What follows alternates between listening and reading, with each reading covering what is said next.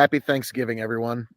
I thought it'd be appropriate to read to you George Washington's Thanksgiving Day Proclamation. So without further ado, here goes. By the President of the United States of America, a proclamation. Whereas it is the duty of all nations to acknowledge the providence of Almighty God, to obey His will, to be grateful for His benefits, and humbly to implore His protection and favor, and whereas both House of Congress have by their joint committee requested me to recommend to the people of the United States a day of public thanksgiving and prayer to be observed by acknowledging with graceful hearts the many signal favors of Almighty God, especially by affording them an opportunity peaceably to establish a form of government for their safety and happiness.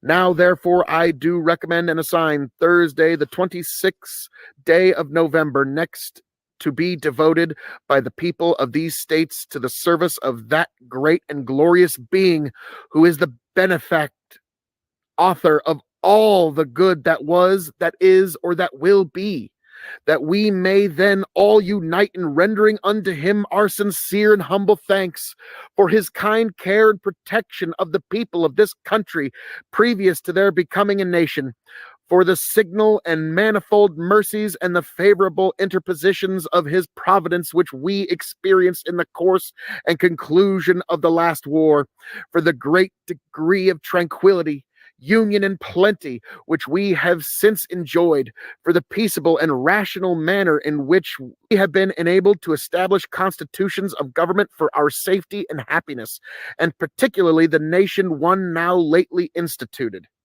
for the civil and religious liberty with which we are blessed, and the means we have of acquiring the differing useful knowledge, and in general for all the great and various favors for which He hath been pleased to confer upon us. And also that we may then unite in most humbly offering our prayers and supplications to the great Lord and ruler of nations, and beseech Him to pardon our national and other transgressions, to enable us all, whether in public or private stations, perform our several and relative duties properly and punctually, to render our national government a blessing to all the people, by constantly being a government of wise, just, and constitutional laws, discreetly and faithfully executed and obeyed, to protect and guide all sovereigns and nations, especially such as have shewn kindness unto us, and to bless them with good governance, peace, and concord, to promote the knowledge and practice of true religion and virtue, and the increase of science among them and us, and generally to grant unto all mankind such a degree of temporal prosperity as He alone knows to be best. Given under my hand at the city of New York on the 3rd day of October in the year of our Lord 1789. General Washington. Happy Thanksgiving, everyone. I don't want to set the world on fire. Please welcome Tom Dummey. I'm here, and your white privilege is going to save you tonight, okay, guys? Desire,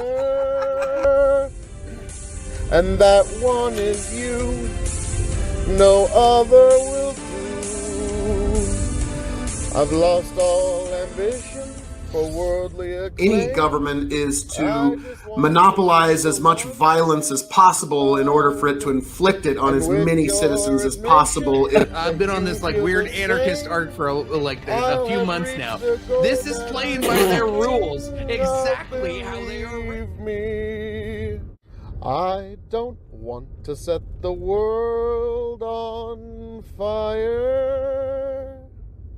I just want to start a flame. You're watching the Dog and Chicken Show. Like, share, subscribe. That's right. It's time for the Dog and Chicken Show.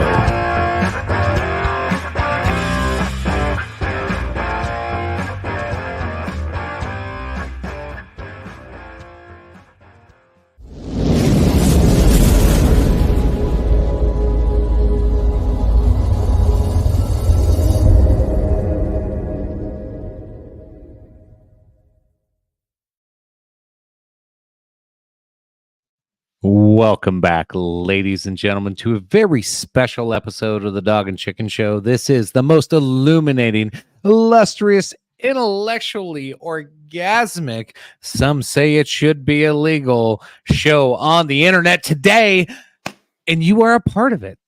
Thank you so much. Drop a like, share, subscribe, all that good shit.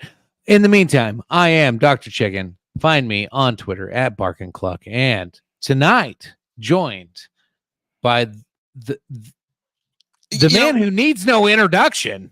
But I will do it myself anyways because I'm just so good at it. Folks, it is I, the man of the hour, the man with the power, the man that makes the other podcast cower, the prince and potentate of the political parlance, the lord of the Scottish Highlands, and one damn handsome man, if I do say so myself, your king of extreme, Phil K.O.E. You can, of course, find me at K.O.E Nation on YouTube, TikTok, Twitch, and Twitter. That is K.O.E Nation on YouTube, TikTok, Twitch, and Twitter. That's K as in king. O as in, oh my God, you can find K.O.E Nation on YouTube, TikTok, Twitch, and Twitter. And Chicken, I don't know if you know this, E as in extremely happy to know, you can find K.O.E Nation on YouTube, TikTok, Twitch, and Twitter. And folks, I must say, happy Thanksgiving. I'm glad you're joining us here for this little special get together. Me and Chicken just thought, Chicken, you're not busy. Something. You're not busy enough around Thanksgiving, right? No. So we figured, let's. I don't work in retail or anything. No. So it's basically just a walk in the park and a bed of roses. And that's just going to be your life for the next month and a half, right? Yeah, basically. So we thought, let's get together and have ourselves a little chat that will be for all of you beautiful people on Thanksgiving. So before we get into any of that, Chicken, what you drinking, sir? I'm polishing off a bottle of Grandad 114. Whew, this bottle is going pretty quick. I was about to say that stuff's dangerous because it don't drink like 114. I'm drinking something that drinks exactly like it's 107. Weller Antique 107. So beautiful. Oh, it's so marvelous beautiful stuff. Next time you come down, I'll probably pour you a dram or two. But yeah, I figured what the hey, get into something nice for holiday seasons and such. So Thanksgiving, I played a little earlier, George Washington's Thanksgiving Day Proclamation. Okay. And, when people say that we're not a Christian nation, boy, that would have sure seemed to be something that would have surprised George Washington by the way he was talking. Yeah. There's so many arguments over of what Thanksgiving is. And what it isn't between all kinds of different people and trying to avoid the politics of the holiday because one, we all have that asshole that brings up politics at Thanksgiving and starts the fight. So I don't know, in the spirit of Thanksgiving, in the spirit of just having fun, we're gonna just talk about some shit you might not have known about Thanksgiving. I don't know if it's going to be helpful in your arguments against your crazy fucking weirdo people that are at your table or not. But let's be frank, that there's going to be that one uncle of yours that has very strong opinions about the Jews. And then strangely enough, there's going to be that blue-haired lesbian cousin of yours that nowadays, strangely enough, also has very strong opinions on the Jews. So it's kind of weird how that's come around full circle. I recommend you avoid that altogether on Thanksgiving, actually. Yeah. So let's talk about views on cranberry sauce. Seriously, that is a good seg. Chicken, I'm giving you credit. That's like a top 10 segue there. Well, no, seriously, when you want to have these conversations and arguments with family, one, you're probably all drinking. Two, the Jewish conflict issues with Palestine is just never a good topic. We all know that. Don't. I implore you to avoid that. Don't. We probably caused a fight in somebody's house right now just bringing it up. We know what I think. We know what I think. And that's what Thanksgiving's all about. Now, actually, Chicken, this is funny enough. I don't know did your kid grow up watching Teen Titans Go? He watched some, not much, but some. Okay. Yeah, I know what you're talking about. 5 years, it was my daughter's favorite show in the universe. And there was this brilliant episode where they did a Thanksgiving thing where, all right, now we've made all this turkey. We've all had this great meal. Now it's the most sacred Thanksgiving tradition, arguing about politics.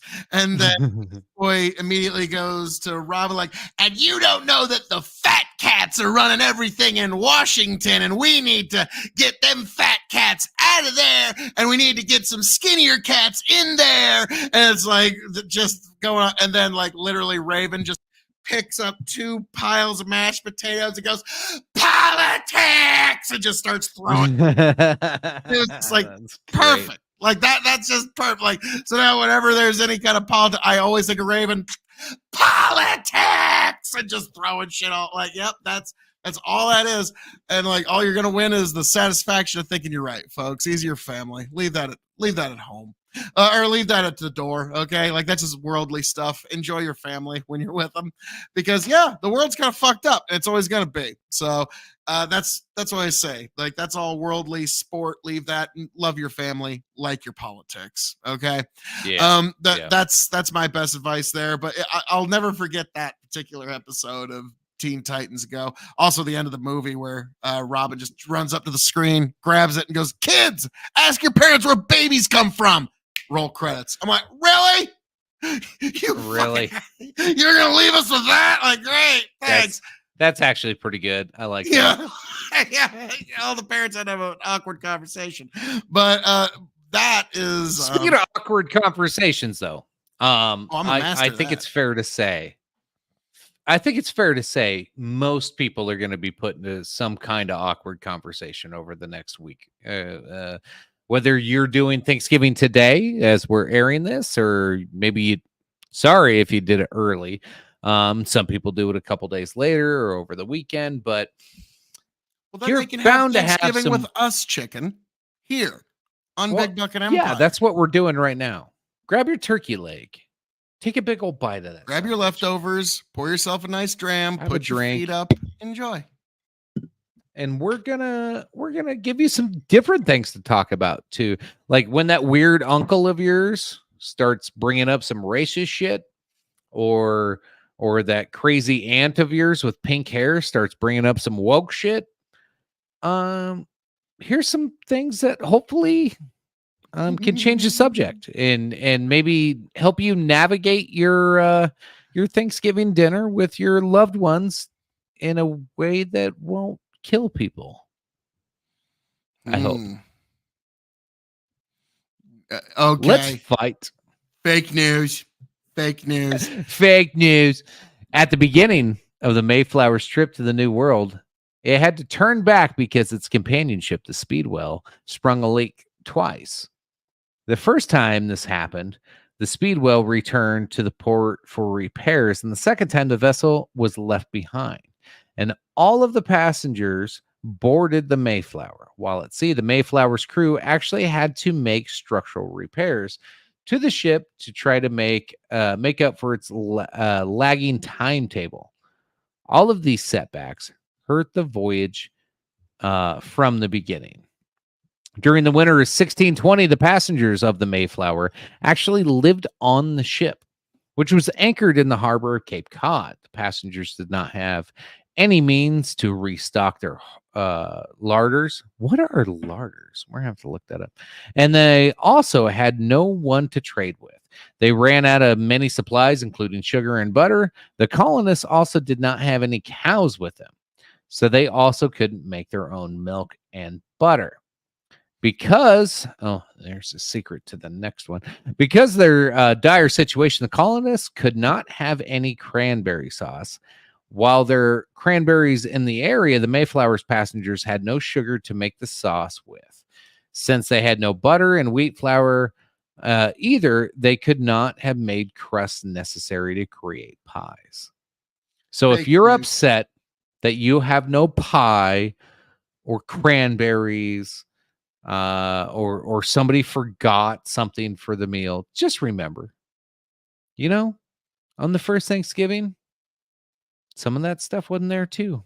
Some people had to do without. First Thanksgiving sounds like it was pretty bland. They didn't even have sugar. Like, so that I totally get what you're saying there, but chicken still fake news. Fake news. No, I don't believe it. What? You think there was pie? There was the best pie. There's pies so amazing that you could stack them one on top of each other like the cartoons. Like, no. The first Thanksgiving dinner that we think of was probably a much more modest affair than we like to think of in our modern day. But it was probably more tense than what they led us on to believe. Now, the thing that a lot of people aren't really aware of is the reason why Europeans were able to so easily just take out over the entire continent is shortly before the Pilgrims arrived, there was a massive plague that wiped out almost 98% of the human population of North America. It was the most significant human event in our continent's history. And so there was almost no one left. Like, I remember, maybe you were, I don't know if you got these lessons in elementary school about, well, okay, the first pilgrim showed up, and I believe it was Squanto, showed them how to, put a fish in the ground as fertilizer for the corn, all that kind of stuff. The reason is because he was taken a decade earlier over to England to kind of show the queen, like, hey, queen, look, this is what your new subjects look like. And he learned English along the way, which is why he could communicate with the pilgrims. And when he got back, everybody that he knew had already died from the plague. So he's like, oh, well, this is what we did with the... So it was really a very depressed man, just kind of recounting what his people used to do before the plague killed them all. There was actually even fully cultivated fields out in Ohio that farmers were just like, there's a little bit of weed overgrowth here, but these are cultivated fields. Like, what the fuck? And so, yeah, there was quite a civilization here that we have no records of. Yep. Let's pull back up for our next one. I don't even know how to segue into this next one. The Pilgrims lived in the Netherlands for a decade. Here's another topic you can bring up for a side conversation. While the Pilgrims did travel from England to Plymouth, they did not do so directly. They actually left England 11 years prior to their arrival in North America and lived in Holland, the Netherlands, for most of the intervening time. They stayed in Amsterdam for a brief period, then moved to the city of Leiden. During these 11 years, the Pilgrim elders believed that they would lose control over their children, who feared would eventually start to follow the customs of the Dutch. Because of this fear, they eventually sought to resettle in the New World in a more remote location farther away from the Spanish. Thus came about the group's agreement with the Virginia Company of London, Thomas Welton, and the Merchant Adventurers to relocate to the New World just north of Jamestown. Because of weather and navigation, the group actually landed northeast of their intended destination. The association between Thanksgiving and football date back to 1876. I did not know this either. No one expects the Spanish Inquisition. But yeah, like it's very strange. The Pilgrims were sort of descendants of the Puritans in England, who were kind of like a very strict sect of the Anglican Church. The Anglican Church is the break-off Church of England. And so the Pilgrims, when they came here, they the Puritans were like out there, man. Like don't get me wrong, there were some things that are admirable about them. We actually get "In God We Trust" on our money from the Pilgrims. Before that, Oliver Cromwell in his revolution in, I believe, like 1619, I could be off on the year, but it's the 1600s. He actually rebelled against King George. Or I mean, not King George, Jesus, King Charles, and he actually had him executed. So this man actually killed a king, and he became Lord Protectorate of England, and his war banner was "In God We Trust." And so that's why it's on our money, because it's our, fuck you, king. So that is who moved here, was people who used to be the Puritans. And so The fuck you king people. yeah, fuck you, King. That's why America has a very Protestant like work ethic streak, is because our founding was from the Puritans. And so it's a fascinating thing when you start studying their history at all. They banned Christmas because it wasn't in the Bible. Yeah, that's weird. Yeah. It's a little much. It's a little much. Let's see. I was like, well, yeah, they hadn't been doing that stuff yet. Like they had to wait. Like, yeah, they had to wait until the first one. Football has been played on Thanksgiving since 1876. Since 1876, football has been played on Thanksgiving. Yale and Princeton, who have played each other annually since 1873, faced off for their first holiday game on Thanksgiving Day in 1870. Wait, hold on. Does that make sense? Yale and Princeton, who have played each other okay, so they played each other annually since 73, but then this is the first time they decide, hey, let's do it on Thanksgiving. That makes sense. So 1876, they started doing it on Thanksgiving. They've been doing so ever since. And the current leader of this matchup is Yale with 78 wins, 54 losses, and 10 tie record. When the National Football League was announced in 1920, there were 6 games played on Thanksgiving. Holy shit, this is old. Canton Bulldogs versus Akron Pros. Decatur Stallies versus the Chicago Tigers, Detroit Heralds versus the Dayton Triangles, Columbus Panhandles versus the El Raya Athletics, Hammond Pros versus Chicago Boosters, and Altonawanda Lumberjacks. Yep. Against the Rochester Rockets. These are some intimidating teams, dude. I know. I'm fucking I don't want to fuck with the Lumberjacks, man. The Detroit Lions, the only one that you recognize, have played on Thanksgiving since their move from Portsmouth, Ohio in 1934, which coincided with their name change from the Spartans to the Lions. I like Spartans better. Their marketing and timing were fantastic. They filled their stadium and even had to turn fans away, even though they lost the game to the Chicago Bears. Bears. There you go, Tony. Chicago Bears making history. Bears. Beating the Lions on Thanksgiving way back Bears in the day. Beating the Lions. They have continued to play on Thanksgiving every year since then. So Dallas Cowboys have only missed 2 Thanksgivings since they beat Cleveland Browns in 1966. The league didn't know the game would have had a good turnout, but the team beat its attendance record with over 80,000 back then. In 1966, 80,000 fans in the stadium. That's a pretty big deal. I remember in the 90s, so many of the Dallas Cowboys got arrested that at one point, like, people were making parodies of the theme song to the Cops Bad Boys. Instead it was Cowboys, Cowboys, what you gonna do? What you gonna do when they come for you? Cowboys, Cowboys. That's all the Cowboys and a bunch of orange jumpsuit, football pads and shit. Like, yeah, it was. Yeah. They cleaned up their reputation since, but there was a little bit. It was not good for them. No, like when it comes to like football and Thanksgiving tradition, it's like Husker football. There's so many different football games, whether they do it on Wednesday, Thursday, Friday.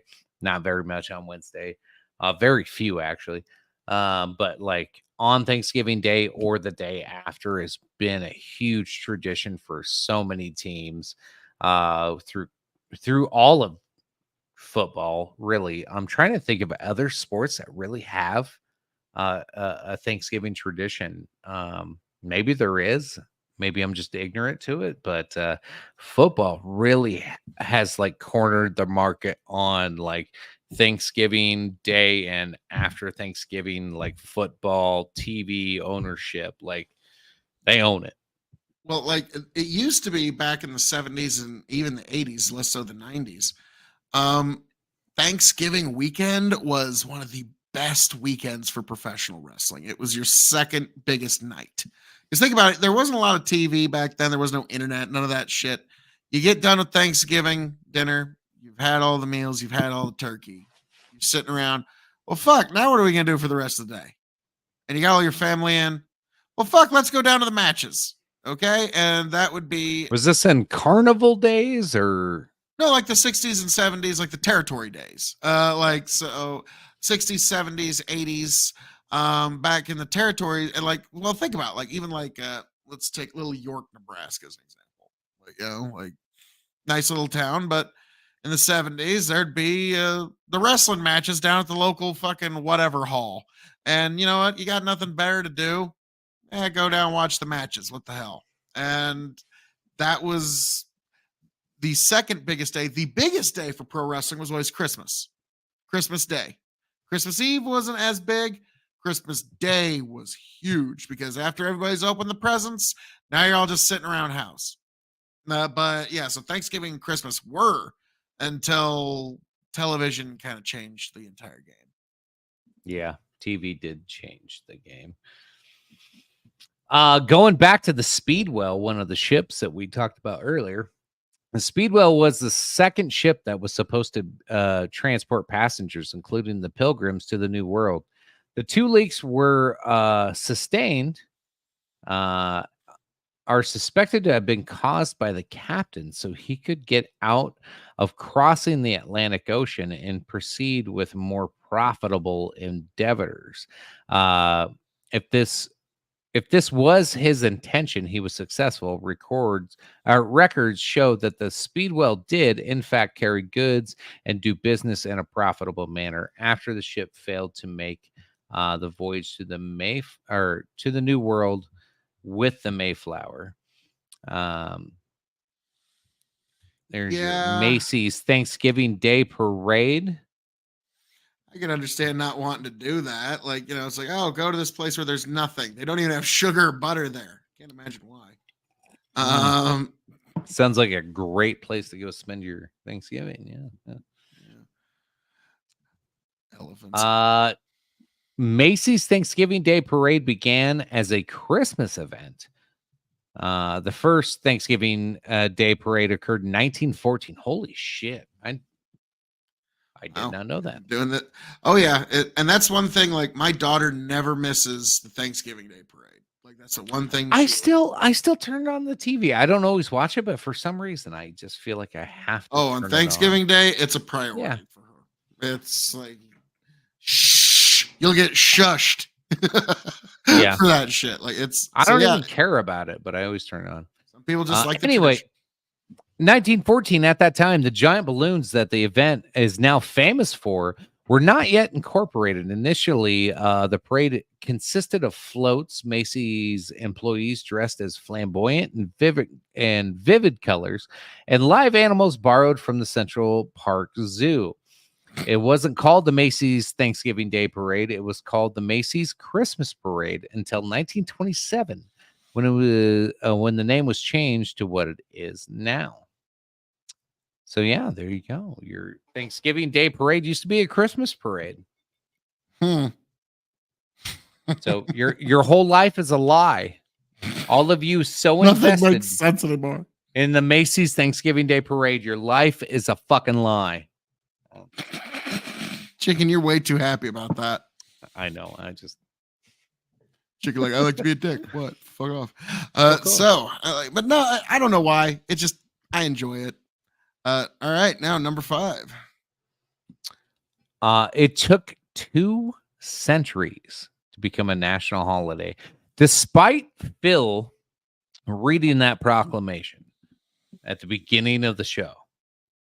Thanksgiving was not an official holiday until 202 years after the Pilgrims and the I'm not even gonna try. Wampanoag? Is that how you pronounce I can't that? see. Where's that?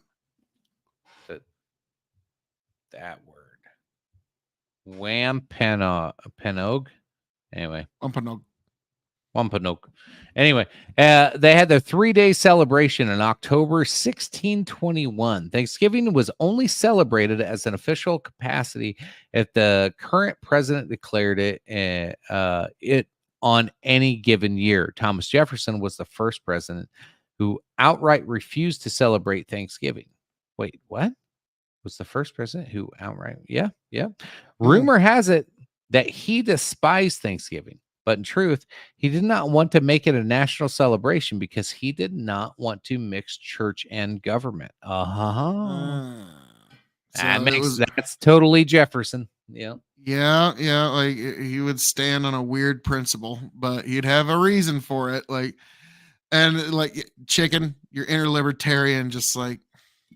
I know my heart's bleeding right now. I love it. But yeah, TJ, Thomas Jefferson. So interesting. Oh, there's more. It wasn't until 1863 that President Lincoln declared Thanksgiving an official. Of course, President Lincoln fucking declared it a national. Goddamn. Official federal chicken, you holiday. can't like whoa, chicken. You can't dislike Abraham Lincoln. I sure can. Are you pro bad people or something?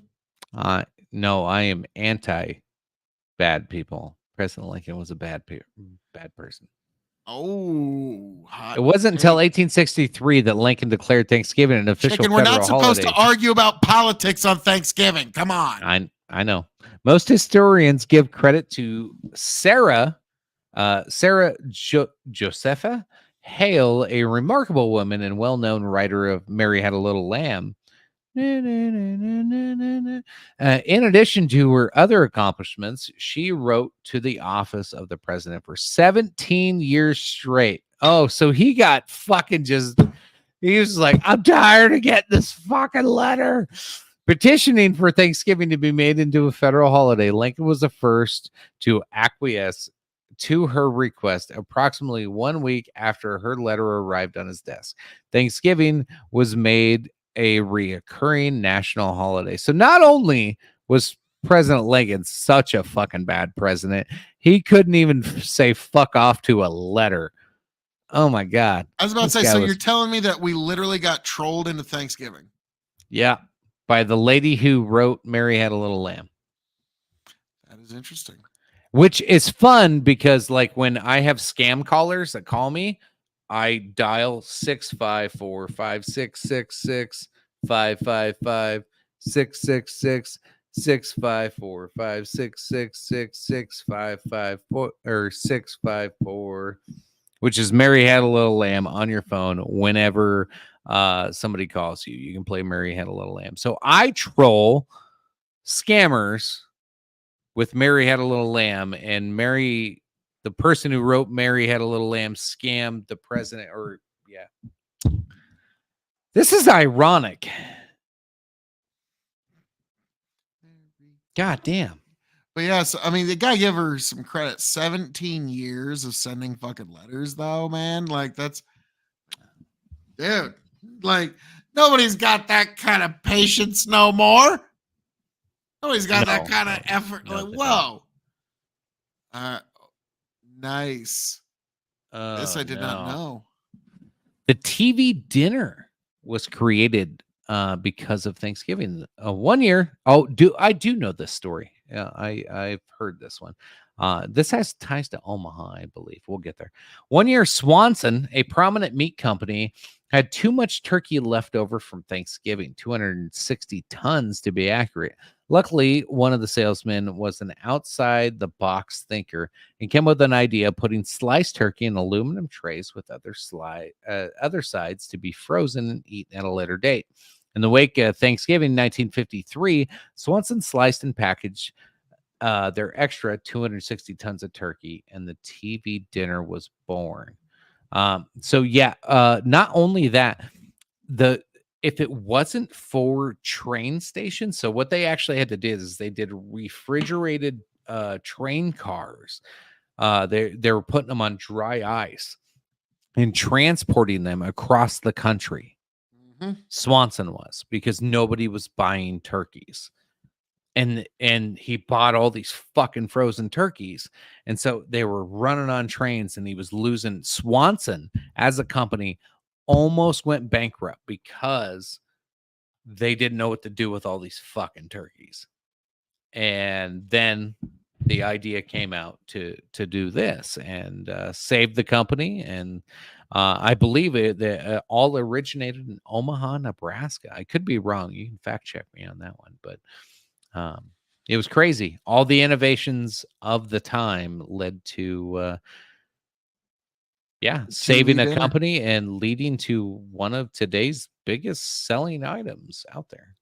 I was about to say, I mean, it's like, hey, big box store, forget 20% off all them freaking electronics and shit. Take 20% off them groceries, yo. Oh man, that'll be yeah, that's in terms of the most purchased items. Like, man, like I think if any of the big box stores were to do that, I think the frozen section would just be empty. I don't think there'd be a thing left. I think because people love frozen stuff. It's easy. It's super like chicken. You're in the freezer right now as we're speaking. Yeah, I just broke my whiskey glass. I just Balls. had to grab a new one and pour some new ice and balls. Well, it's a happy Thanksgiving, ain't it, chicken? Yes, because I have another glass and another drink, and I'm very thankful for now everything chicken, I have to continue this show. You're probably well aware of this, but I'm thankful that my thumb didn't get cut because there was Yeah? glass wedged in it and it didn't bleed. So Wow, well done. Well, Yes. well, chicken. Speaking of frozen TV dinners, I saw the other day and I couldn't believe it. A Gordon Ramsay frozen TV dinner. I'm like, oh man, you how can't much? believe that. Come on. Well, no, like, I figured he was gonna be the last holdout. I figured, like, man, how much money did they offer you? It's like, you want me to do what? That's insane. That's absurd. That pays how much? Okay. Like, yeah, that's exactly how that went. All right. Oh, shit. All right. This is interesting. I didn't know this either. Thanksgiving was moved during the Great Depression. During the Great Depression, an attempt was made to boost America's economy by moving Thanksgiving forward a week. FDR thought that by moving Thanksgiving from the last Thursday of November to the second to last Thursday of November, the Christmas shopping season would be extended and higher sales would stimulate the country's failing economy, which he was not wrong because I'll continue reading. What actually happened is that almost every state still held Thanksgiving on the last Thursday of November. 3 states, Colorado, Mississippi, and Texas, actually had 2 Thanksgivings. The public did not like this change and termed the earlier celebration Franksgiving. 2 years later, Congress changed the date back to the final Thursday in November. The days between Thanksgiving and Christmas in the retail world are heavily studied and very data oriented these days. We know every single unit, dollar coming in, going out, and heavily studied. Every year we plan our budgets around how many extra days or less days we have and how much freight we need to pile on and how many sales we need to get. And it drives prices. It drives so much. The days between Thanksgiving and Christmas every year are either a panic or a blessing in the retail world and your entire global economy. And most of you do not know how important that is. Yeah, it's a little scary that like there's a reason they call it Black Friday, and it's because it's the one day that all the stores finally go into the black, at least in theory, because they're in the red the rest of the fucking year. In the past, yeah, that's what it was. Most of them are in the black. That's how it got through its the name. year now. Anyways. Yeah. Back in the day, that was the day they made their money. But now it's funny because it's come full circle. It's a day when stores lose the most money in sales because nothing's profitable on that day. But they created it. It's a way to pad your sales, and make no money. But you make all your money on everything else that you buy. So, like, you go buy that. Here you go. Here you go. Here's some knowledge for you when it comes to retail. You go buy that 75-inch TV for $400. You're like, fuck, I got a hell of a deal. You did. That is a pretty goddamn good deal. The store probably lost 10% of profit on that. But you're going to buy the HDMI cable. You probably buy a TV stand because that's a fucking massive TV. You're going to buy the wall cabling like hiders. You're probably going to buy some different decor because your wife's mad that this massive TV's in the way. So she's going to want some stuff. But like that HDMI cable is like an 80% markup. That TV stand's like a 70% markup. All that other shit you bought is where they make their money back. So, interesting. But you got a good deal on that TV. A good deal on that TV you had. Yes. So that's a little funny. It's like, yeah, but this is Walmart. You don't walk out with just the thing. You walk out with a lot of things. Yeah, which is why I'm surprised you're trying to get rid of the in-people interaction stores these days that they're trying. I ain't trying to get rid of anything. Well, I'm saying they. They. Yeah, well, yeah, it's a proper pronoun. You should use they. Oh, God. All right. Jingle Bells was originally a Thanksgiving song. I did not know this. The original Jingle Bell song, written by James Pierpont in 1857, was actually titled One Horse Open Sleigh. I did know that. This soon-to-be hit was so popular that it was played and sung well into the Christmas season, despite being intended for Thanksgiving. The song quickly became a popular Christmas staple during the holiday seasons that followed, and 2 years later, in 1859, the title was changed to Jingle Bells. Great marketing. Good job. So, the classic Jingle Bells, Jingle All the Way. I wonder how long till that song gets canceled. I like this one. The day after Thanksgiving is called Brown Friday by plumbers due to clogged kitchen sinks everywhere.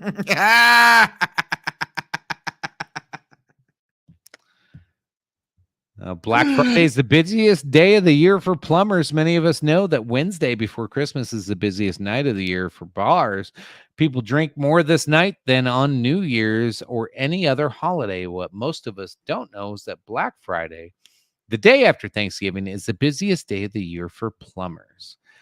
The increase in calls is so great on the day after Thanksgiving that the industry has dubbed it Brown Friday. The good news is that it's not called that for a reason you're thinking of. The increase in calls is mainly due to clogged sinks and garbage disposals, resulting in a post-Thanksgiving cleanup.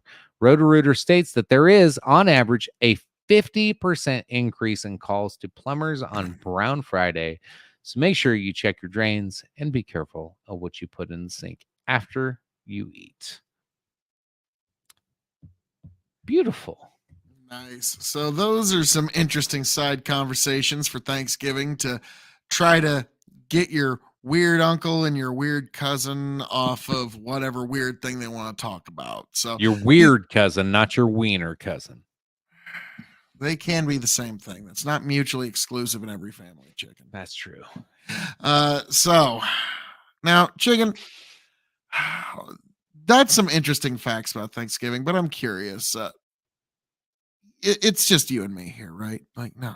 It's just yeah. There's nobody else listening. So, what does Thanksgiving really mean for you, sir?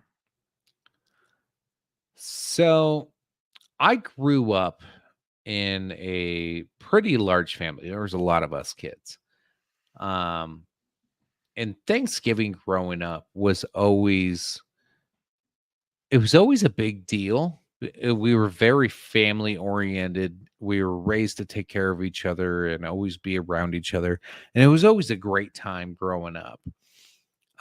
So I always have like a warm feeling in my heart for like Thanksgiving. I feel like that is it. Now we've all grown up. We all got our own families. We all like, so we don't do, the all the brothers and sisters get together like we did way back in the day. So it stays close to my heart. Now the work I do, being in retail, makes it very tough. So to where some people are very rigid on Thanksgiving and how that's got to be performed. I've had to loosen those quite a bit to accommodate, my career. But I always do Thanksgiving if I can't do it Thanksgiving Day, we always do the week after. And whoever wants to come, whoever's around, cool. And we always try to make a big deal of it and try to show importance to it. And in our house, like with our kid, we're not a super traditional religious family by any means, but there's very few days when we sit at the table and pray. And Thanksgiving is one of those days to where it's like Thanksgiving, Christmas, Easter, like some of these big ones. We sit down as a family. Nobody touches their plate. We sit down, we hold hands, we pray, and do a real prayer. It's not a like do this like do your head bow and listen to. We all say a prayer around the table and say what we're thankful for on Thanksgiving Day. And we tell it to each other. We're not saying it to God. We're not saying it to Jesus. We're not saying it to anybody. We're telling each other as a family what we love about our life and what we appreciate about each other.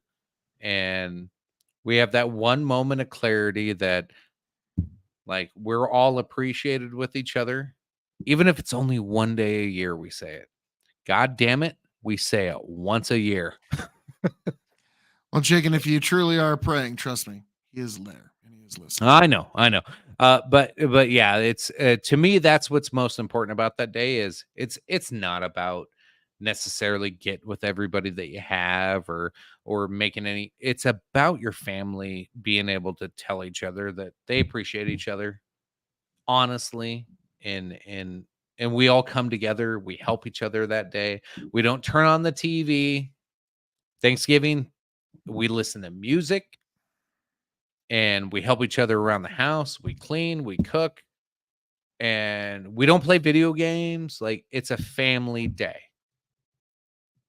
So one day of the year, even Christmas, like I don't care. Go watch TV. But on Thanksgiving Day, we all come together. We work together. We prepare a big meal. We clean the house. We play games. TV never turns on. Like that's the day we really hit the reset button and just spend it together. Now, again, being in retail, it's not always Thanksgiving Day. So we imagine that it's Thanksgiving Day. Sometimes it's December 5th. Sometimes it's, some random day. But the day we have our Thanksgiving dinner, we shut everything off. And it's just me, my wife, and my son, and the rest of the world can fuck off. We are thankful for each other, and we take care of each other. That's what Thanksgiving Day means to me is I am thankful for my family and what I have in that moment. I still love the rest of my family if we do something together later or whatever. But to me, Thanksgiving Day is about me, my wife, and my son and our family and what we are thankful for. And we have our moment and solace with God at that point. Excellent. Glad to hear. To me, Thanksgiving was always like you said, it's getting together with family. It was always something that happened on my mom's house. Like she was always kind of like Thanksgiving was her thing. And so we would always go over to Grandma Char's house for uh she'd just make every kind of anything. Like she was half Greek, half Hispanic, so she had quite a cooking repertoire to draw from. Sounds like And good food, honestly. oh, dude, like there's a reason I'm this fat. Okay, it was like okay, like grandma's cooking had something to do with it. It was that good. Okay, like I mean, but and like she would like lovingly slice up the turkey, and like there would be one side with the dark meat, one side with the white meat, and like she knew exactly how to carve up a turkey. And grandpa just watched golf and talked to us the whole time. Like grandpa just sat there and just had a feast like almost brought to him basically. And like we had that one crazy uncle who will remain nameless, but growing up, the kids always like the crazy uncle because he sits at the kiddie table with you at Thanksgiving because the grown-ups don't want to deal with him. Okay. And so we're like, hey, and then you get a little like, oh no, he was the crazy uncle. Uh-oh. Yeah. Like he was off his rocker loony. But yeah, growing up, that's your favorite uncle because that's the only one. Like, he cares just as much about Power Rangers as you do. Like, okay, like he told me he was gonna let me shoot guns tonight. Yeah, like Phil, you get in the truck. We're going home. Yeah. So then over time, like this is one of those unfortunate realities. Like I'll never forget. It's like grandmas are kind of the linchpins of families, and once they go, it's never quite the same. And like, yeah, when Grandma Char went, it's just never been the same in our family. Like, and she just was such a huge source of warmth and support in the whole family. And so it's that's one of those real realities. That's why I bring my daughter over to my mom's house all the time. Now, like honestly, like you know my situation. So like Josie's with me when she's with me, and she's with her mom other times of the year. Thanksgiving's kind of her mom's thing. So I haven't got to see her on Thanksgiving for the last few years. So that's when I usually try to spend some time with my parents and get to, have some conversations with them. And so that's been, Thanksgiving's a complicated holiday for me. It is. I make sure that I don't start drinking until the sun goes down because Thanksgiving's one of those holidays that you could be tempted to just start kind of early. So yeah, I usually got a rule like, I don't start drinking till the sun goes down. No, so Chicken's like, daylight savings is awesome. Yeah, no. It is awesome. No, it is. I honestly think Thanksgiving, because it can bring up a lot of emotions, and you think about the ones that aren't around for the Thanksgivings that you're used to having them around for. Usually it's when tough. That's when deaths become real for the people who didn't make it to the funerals. I think Thanksgiving's probably, it can be the greatest or the worst holiday because, to your point, it's the ones that didn't make it or the ones that didn't realize it even though they made it. They were in denial still. Yeah. Oh yeah, like I had an uncle who passed last year who just like brought Christmas to life every time he showed up. And this Christmas without him was, you feel it. Fuck, man. Like, yeah. There's some people that are there especially when you have like a family Thanksgiving or a family Christmas or a family holiday, and you have the same person show up every year. When they're not there, you feel that energy missing. And when it's a tragic reason or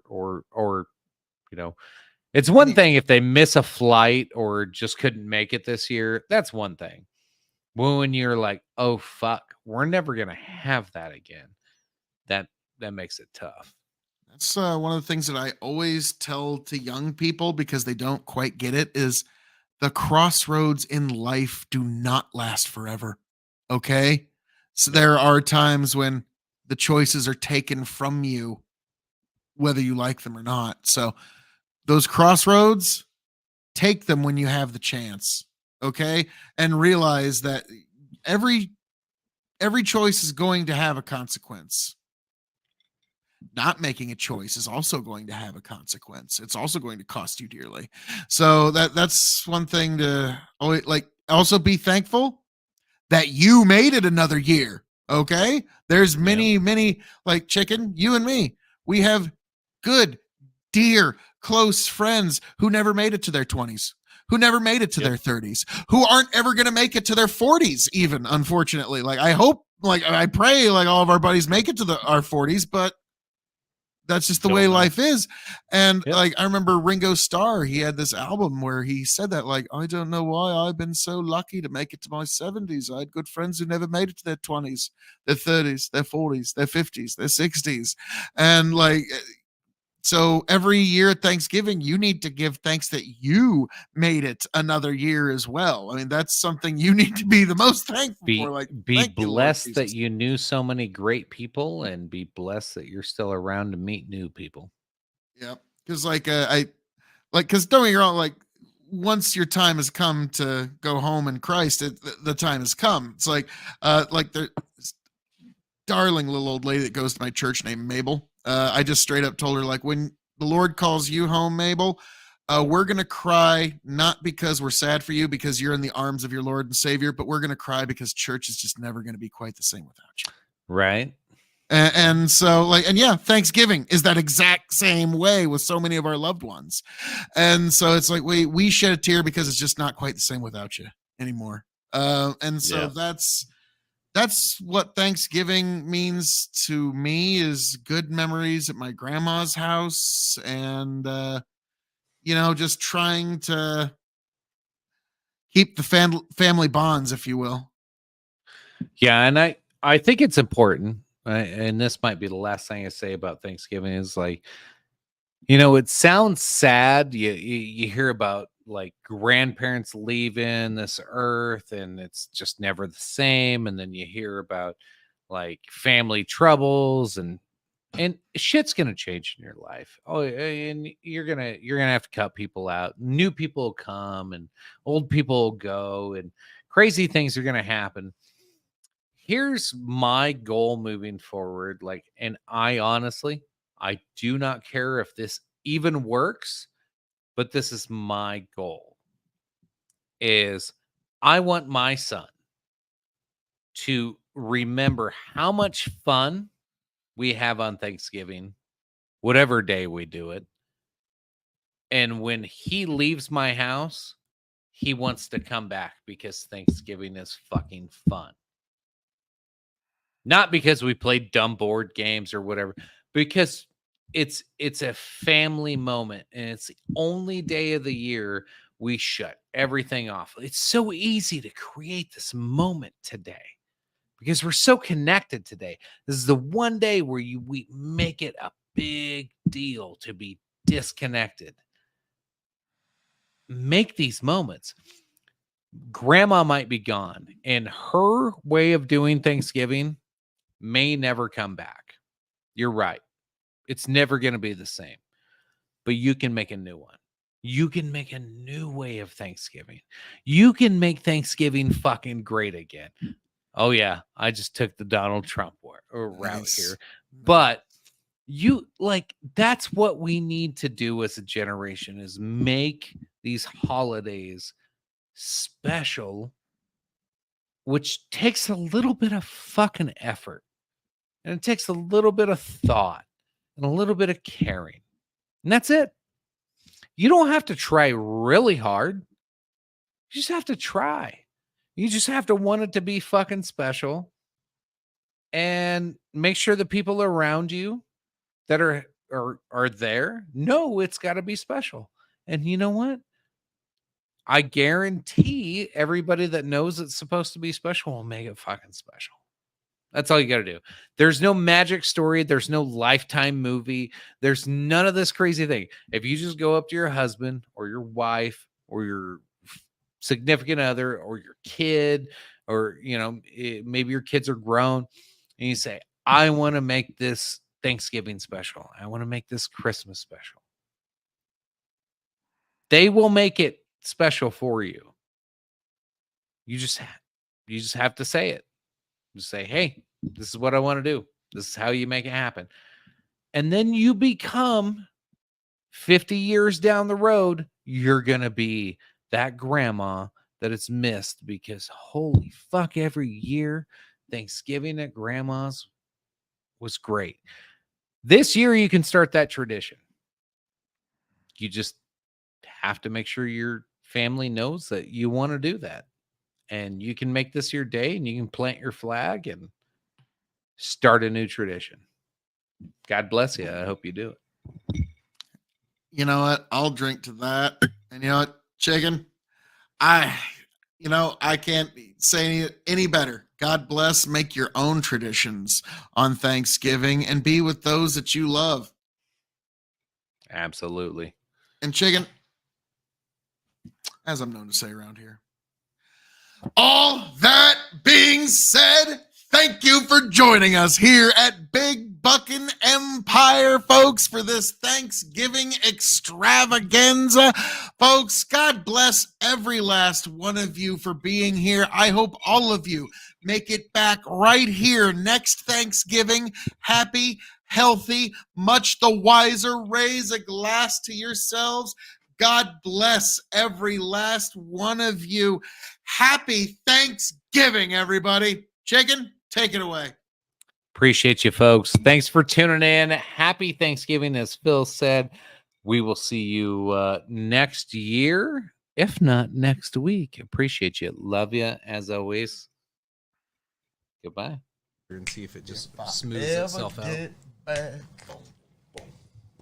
tell you what I'll do. If I ever get back, I promise to refabricate you raging rivers of gold. That's what the brochure advertised. And now we're lost. We gotta take it down. Let you down slow. It's hard to survive.